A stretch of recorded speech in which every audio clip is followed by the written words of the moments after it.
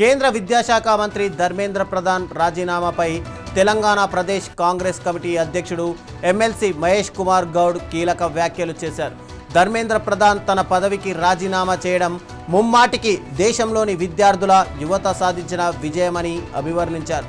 Neat paper leak వ్యవహారంలో కాంగ్రెస్ అగ్రనేత రాహుల్ గాంధీ నాయకత్వంలో కాంగ్రెస్ పార్టీతో పాటు దేశంలోని బీజేపీయేతర రాజకీయ పక్షాలు కలిసికట్టుగా చేపట్టిన సుదీర్ఘ పోరాట ఫలితమే ఈ రాజీనామా అని ఆయన స్పష్టం చేశారు. విద్యార్థుల భవిష్యత్తుతో ఆడుకుంటున్న కేంద్ర ప్రభుత్వ వైఖరిపై రాహుల్ గాంధీ పోరాడారని తెలిపారు. విపక్షాల ఐక్యత, విద్యార్థుల ఆందోళనలతో ఎట్టకేలకు కేంద్రంలోని బీజేపీ ప్రభుత్వం దిగొచ్చిందని మహేష్ కుమార్ గౌడ్ పేర్కొన్నారు.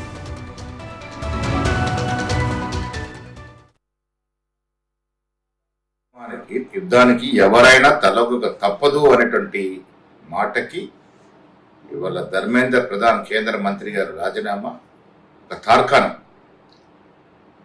ప్రజాస్వామ్యంలో నియంత పోకడికి తావులేదని గతంలో రైతు చట్టాలు వెనక్కి తీసుకున్నప్పుడు ఇవాళ ధర్మేంద్ర ప్రధాన్ గారు రాజీనామా చేసినప్పుడు రుజువైంది.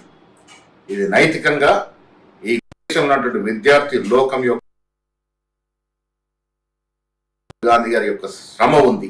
ఈ రెండింటి వల్ల ఇవాళ మోడీ గారు తల వంచక తప్పలేదు అనేటువంటి మాట స్పష్టమవుతా ఉంది. ప్రజాస్వామ్యంలో పౌరుల యొక్క ఆకాంక్షలకి వారి మాటలకి విలువ ఉండాలి. నియంత పోకడికి వెళ్ళి మేము మొండిగా వివరిస్తామంటే ఇది ప్రజాస్వామ్య పెద్ద దేశం ఉన్నటువంటి భారతదేశంలో చెల్లదు అని ఇవాళ ధర్మేంద్ర రాజీనామా వల్ల స్పష్టమవుతా ఉంది. ఇకనైనా ప్రధాని మోడీ గారు మొండి వైఖరిని పక్కన పెట్టి ప్రజాస్వామ్యంలో ప్రతిపక్షాల పాత్ర, ప్రతిపక్ష పార్టీల యొక్క మాటలకి, వారి సూచనల సలహాలకి విలువనిచ్చి ఈ దేశాన్ని ముందుకు తీసుకోవడంలో ముందు ఉండాలి.